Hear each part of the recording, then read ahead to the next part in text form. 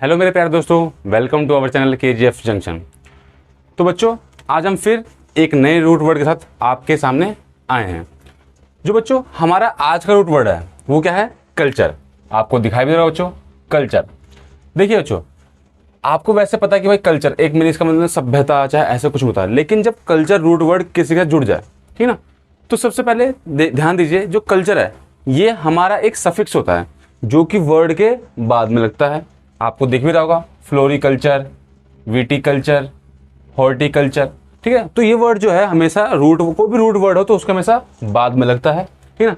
और इसका मीनिंग क्या होता है? तो देखिए, जहां भी आपको कल्चर वर्ड दिखाई देगा वहां पे उसका मीनिंग होगा ग्रोइंग ऑफ, रियरिंग ऑफ या फिर कल्टिवेशन ऑफ। अब इसका मीनिंग होता क्या है? तो देखिए बच्चों, कल्टिवेशन अगर मैं कहूँ आपको तो उसका मीनिंग होता है खेती से। जब किसी भी चीज़ की खेती की जाती है, चाहे वो फलों की हो, सब्जियों की हो, ठीक है ना, फसलों की हो, या किसी भी प्रकार की चीज़ों की, तो उसे हम कहते हैं बच्चों कल्टीवेशन, ठीक है, खेती। तो उसी में आता है आपका ग्रोइंग ऑफ और रियरिंग ऑफ, ठीक है। आप एक समझिए बात को कि जब भी हम किसी फसल को उगाएंगे, पेड़ पौधे ऐसी किसी चीज़ को उगाएंगे, तो वहाँ पे ज़्यादातर वर्ड जो हम यूज़ करते हैं वो हम यूज़ करते हैं ग्रोइंग ऑफ। और जब हम जैसे मछली का या फिर किसी भी जीव का, ठीक है ना, पालन पोषण करेंगे तो उसे बोलते हैं रियरिंग ऑफ।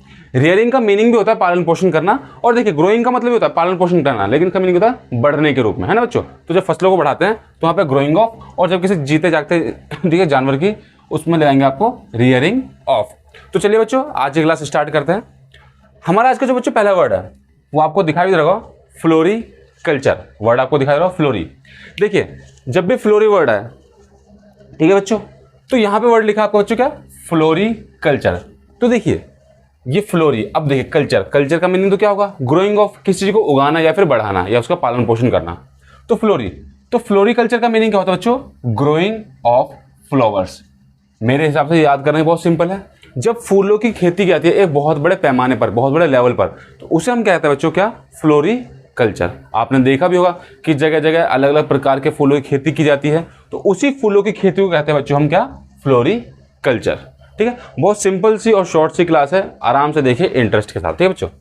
अगला वर्ड है आपका विटीकल्चर।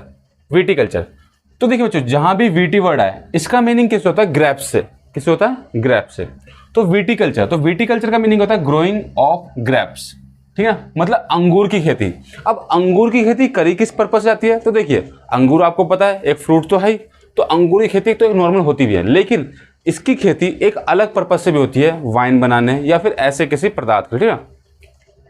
तो आपको पता भी होगा जब बियर वियर होती है, ठीक, उसमें अंगूर, जो सड़ा हुआ अंगूर होता है वो चीज़ डाली जाती है।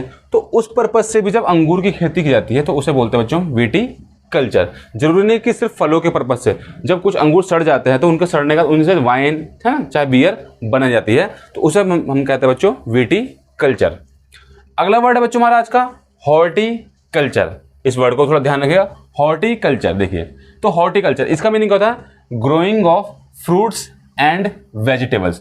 इट मीन्स हम कह सकते हैं ग्रोइंग ऑफ क्रॉप्स, है ना बच्चों, कि जब फ्रूट्स की और वेजिटेबल्स की खेती की जाएगी तो उसे हम कहते हैं बच्चों हॉर्टिकल्चर।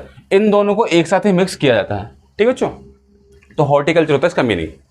अगला वर्ड है बच्चों आर्बोरिकल्चर। ध्यान से पढ़िए, आर्बोरिकल्चर या आर्बोरिकल्चर, कुछ भी।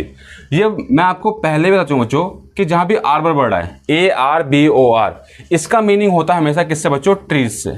किससे होता है बच्चों? ट्रीज से।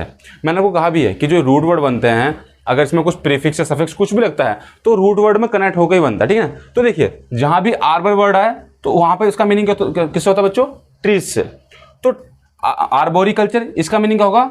Growing of trees and shrubs.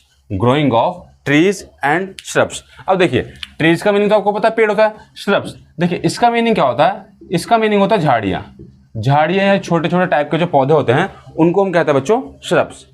तो जब पेड़ पौधे या फिर झाड़ियां इनकी ग्रोइंग की जाती है तो उसे हम कहते हैं बच्चों आर्बोरिकल्चर, ठीक है ना। मैं उम्मीद कर रहा हूं ये ऊपर के 4 वर्ड आपको आसानी समझ में आ गए होंगे। हमारा आपका आज का अगला वर्ड पीसीकल्चर। तो देखिए बच्चों, पीसी ये अपने आप में एक रूट वर्ड है। जहां भी ये पीसी वर्ड है इसका मीनिंग किससे होता है बच्चों? फिश से। किससे होता है बच्चों? फिश। जहां भी आपको एक पीसी वर्ड दिखाई दे उसका मीनिंग किससे होगा? फिश से। ये अपना में भी एक रूट वर्ड है। तो देखिए बच्चों पीसी कल्चर, तो यहाँ पे क्या हुआ, रियरिंग ऑफ फिश। अब यहाँ पे ग्रोइंग नहीं करा हमने क्या करा, रियरिंग। क्योंकि देखिए रियरिंग का मीनिंग भी क्या होता है बच्चों, पालन पोषण करना। क्या होता है बच्चों, पालन पोषण, ठीक है ना। और फिश एक जीती जागती चीज है, ठीक है। तो जब मछली पालन क्या है, ऐसे बच्चों एक और वर्ड बोलते हैं मछली पालन, हिंदी में क्या कहते हैं बच्चों, मछली पालन। जब ऐसे किसी जीव का, ठीक ना, या ऐसे किसी कीड़े मकोड़े किसी का भी पालन किया है तो वहां पे हम रियरिंग ऑफ वर्ड लगाते हैं। तो ठीक है बच्चों, तो PC culture means rearing of fish, मतलब मछली का लालन पालन, मतलब मछली पालन करना। आपने देखा भी है बहुत जगहों पर मछली पालन बहुत बड़े लेवल पे किया जाता है, ठीक ना। ये भी बहुत एक अच्छा व्यवसाय है। अगला वर्ड है बच्चों एपीकल्चर, ठीक है बच्चों, एपीकल्चर। मैंने अपनी पहली क्लास में बताया बच्चों कि जहां भी एपी वर्ड है, देखिए एपी, मैंने कहा भी था जैसे अब एपी पीते हो, एपी फिश, तो उसका कलर आप देखते हो कि उसका कलर और जो शहद होता है उसका कलर लगभग सेम होता है ना बच्चों। और मैंने कहा भी था कि जहां भी ये एपी वर्ड है इसका संबंध किससे होगा, बी मीन्स मधुमक्खी से, आपको कहा भी था मैंने, ठीक ना। तो एपीकल्चर इसका मीनिंग किस होता है बच्चों, रियरिंग ऑफ बीज, जो मधुमक्खी पालन है। आपको पता भी है बहुत से इलाकों में मधुमक्खी पालन बहुत बड़े लेवल पे किया जाता है शहद को प्राप्त करने के लिए। तो रियरिंग ऑफ बीज, जो मधुमक्खी पालन किया जाता है उसे हम क्या कहते हैं बच्चों, एपीकल्चर, ठीक है बच्चों। हमारा आज का अगला वर्ड है एविकल्चर। देखिए बच्चों जहां पे एपी वर्ड है उसका मीनिंग होता है बी से, मतलब मधुमक्खी से, और जहां पे एवी वर्ड है उसका मीनिंग किस होता है, उसका मीनिंग होता है बर्ड से, ठीक है बच्चों। देखिए बर्ड का बी और उसका वी थोड़ा सा कनेक्ट करने की कोशिश कीजिएगा।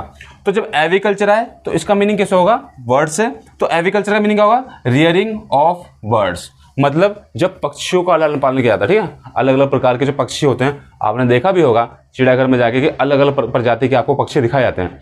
तो जब इन पक्षियों को एक बहुत बड़े पैमाने पे, बहुत बड़े लेवल पे उनको पालन पोषण किया जाता है, ठीक है, उनको एक जगह पर रखा जाता है, तो उसको हम कहते हैं क्या बच्चों, एविकल्चर। तो एपीकल्चर और एविकल्चर में कंफ्यूज मत होइएगा, इसलिए मैंने इनको साथ साथ लिखा है।